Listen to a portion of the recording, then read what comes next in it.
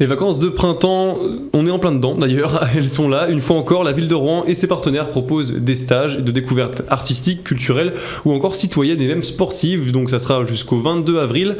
Pour en parler, je reçois Florent Serrand-Léoté, adjoint au maire en charge de l'école et de la petite enfance. Bonjour. Bonjour. Alors dans un premier temps, donc ça fait une semaine maintenant que ce dispositif Tes vacances à Rouen ont commencé, je rappelle le nom.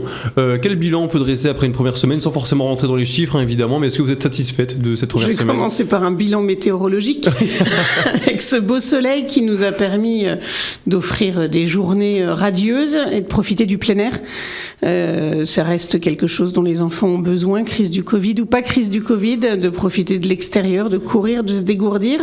Et puis ces vacances, Tes vacances à Rouen, c'est un dispositif qui est complémentaire à ce qu'on offre avec nos accueils de loisirs municipaux qui permettent d'accueillir les enfants de 3 à 12 ans. Là, les vacances à Rouen, c'est des mini-stages, c'est des stages découvertes, c'est très très varié en termes d'offres et je remercie vraiment les clubs et les associations culturelles de la ville qui se sont mobilisés aux côtés de la ville pour proposer cette large palette d'activités aux petits Rouennais, aux petits Rouennaises, aux plus grands aussi puisque ça va de 3 à 18 ans. Donc on accueille y compris les plus grands. Là, j'ai suivi sur Facebook notamment le stage pour les 16-18, je crois, qui était animé à la MJC Rive Gauche autour d'affiches qui vont être réalisées par des jeunes sur le genre, le respect des uns et des autres, la lutte contre l'homophobie. Voilà. Et donc, il y a eu un beau collectif là autour de la MJ Rive Gauche avec le planning familial, avec le mouvement des nids et les fiertés colorées pour travailler ce sujet et apprendre à vivre ensemble en se respectant. On y vient justement au vivre ensemble. Vous avez parlé du respect les uns envers les autres. C'est un point sur lequel vous vouliez mettre l'accent justement dans ce dispositif, le vivre ensemble, le mieux vivre ensemble. Toutes ces activités collectives, elles sont un terreau fertile pour le vivre ensemble, pour l'apprentissage du respect, du respect des différences, de l'acceptation de l'autre. Et c'est ce qui fait le sel de notre société, de notre démocratie aussi. Et c'est important d'y veiller. Donc il y a des thématiques plus particulièrement développées, mais rien que le fait de mettre un groupe d'enfants qui a priori ne se connaissent pas ensemble pour partager des choses pendant 2, 3, 4, 5 jours, c'est déjà apprendre à vivre ensemble en dehors de ce qu'on connaît habituellement. Alors du coup concrètement, à qui est destiné ce dispositif qui, je le rappelle, prend fin le 22 avril ? C'est destiné à tout le monde, prioritairement aux Rouennaises et Rouennais. On a beaucoup de stages qui sont gratuits, notamment pour les Rouennais. Des stages qui sont proposés notamment sur Malraux, sur les Hauts-de-Rouen, pour les quartiers Sapin, Lombardie, Châtelet, Grand-Mare. Et puis sinon, des stages proposés par des clubs avec des tarifs variables en fonction de ce que proposent les uns et les autres. Donc c'est extrêmement varié, ça va des échecs au baseball, en passant par le patinage artistique, la création de parfums, du breakdance, et puis 2 stages aussi qui mettent l'accent sur le sport adapté.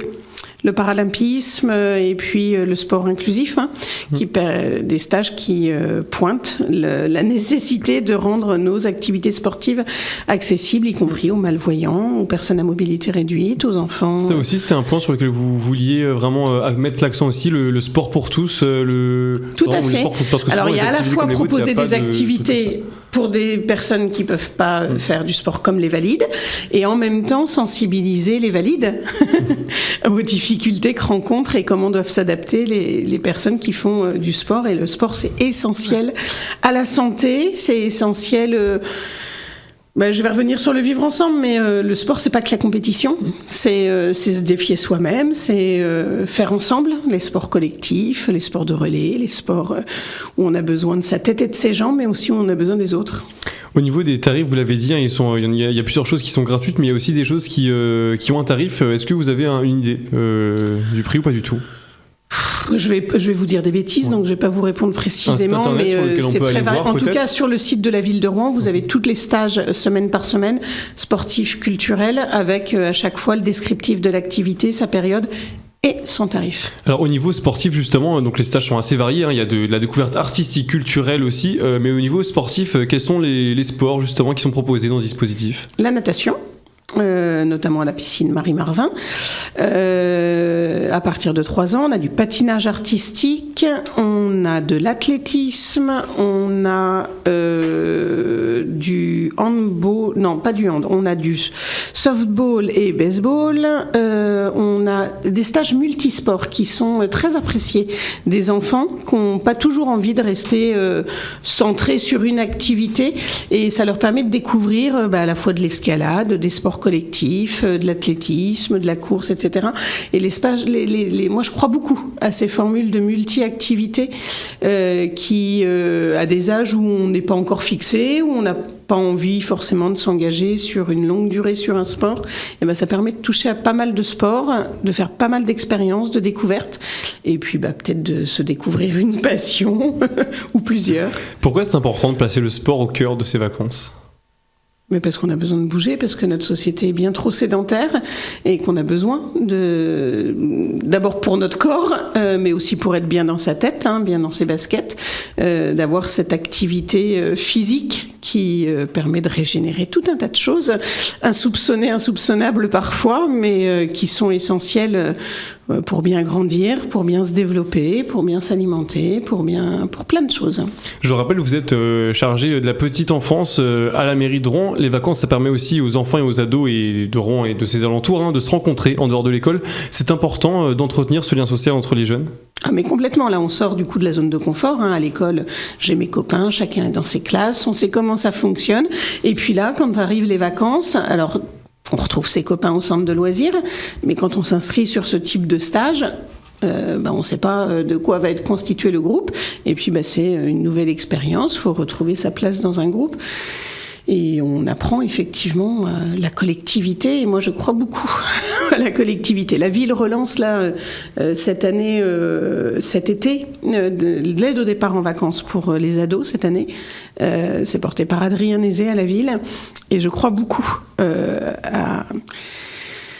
à la force de l'apprentissage de la vie en collectivité pour apprendre à vivre ensemble et pour avoir une société qui fonctionne mieux. Et je suis très contente que ces départs en vacances retrouvent leur place dans la vie de la jeunesse à Rouen. On travaille l'émancipation, on travaille... un premier départ, c'est pas rien. Et moi je crois beaucoup à la culture du départ. Il y a également des activités citoyennes qui sont proposées aux jeunes dans ce dispositif Tes vacances à Rouen. Dans un premier temps, quelles sont-elles, ces activités citoyennes ? Alors, il y a celle dont je vous ai parlé tout à l'heure, autour du genre, de l'identité, qui a permis à des enfants de 16-18 ans de travailler sur le sujet. Au titre des activités citoyennes, qu'est-ce que je pourrais vous dire ? Il y a je vais la mettre là-dedans, peut-être parce qu'elle est un peu atypique, mais la découverte des coteaux calcaires et de la côte Sainte-Catherine. On découvre la biodiversité, on découvre de quoi est faite cette colline, pourquoi il faut la préserver, et qu'effectivement on n'y organisera plus jamais des rallyes de motocross dessus, parce qu'elle est bien trop précieuse pour ça. Ça aussi, c'est de la citoyenneté, parce que c'est découvrir son environnement de proximité et être sensibilisé à son utilité, à l'utilité de la préserver, et puis de toutes les activités qui tournent autour du sport adapté. Ça fait partie de l'apprentissage de la citoyenneté aussi. Mais je vous disais en aparté tout à l'heure, avant qu'on démarre l'enregistrement, hier j'étais sur le centre de la Cité aux enfants, dans l'école Rosa Parks, et on votait, puisque toute la semaine, les équipes d'animation ont travaillé avec les enfants sur les élections, sur la démocratie, sur le droit de vote. Et hier, il y avait 2 listes qui s'étaient constituées pendant la semaine. Hier, ça votait, et aujourd'hui, la liste gagnante a pris la direction du centre. Félicitations à eux alors. C'est primordial justement de sensibiliser ces jeunes-là le plus tôt possible à devenir des citoyens investis. Investis, engagés, conscients en tout cas du pouvoir qu'ils ont, ne serait-ce qu'avec un bout de papier. Les activités que vous proposez durant les vacances vous permettent de vous associer à des partenaires culturels du département. Comment se fait cette collaboration ? Comment s'est-elle passée ? Alors là, c'est les services culture qui sont sous la délégation de Marie-André Malville, et puis du sport avec Sarah Vauzel, les 2 adjointes qui sont sur ces 2 thématiques, qui travaillent avec le tissu local pour que les clubs soient en capacité de proposer des choses, de rencontrer des publics, parfois même d'aller les capter pour la suite. Voilà, donc ça c'est un travail au long cours qui est fait par les services. Et Florence Serron-Léoté, merci d'avoir été avec nous pour cette émission. Je rappelle, vous êtes adjointe au maire chargée de l'école et de la petite enfance. On peut trouver les informations sur le dispositif Tes vacances à Rouen sur le site de la ville, rouen.fr. Et cette émission est comme d'habitude disponible en podcast audio et vidéo, ainsi que sur notre chaîne YouTube Radio Sensation Normandie.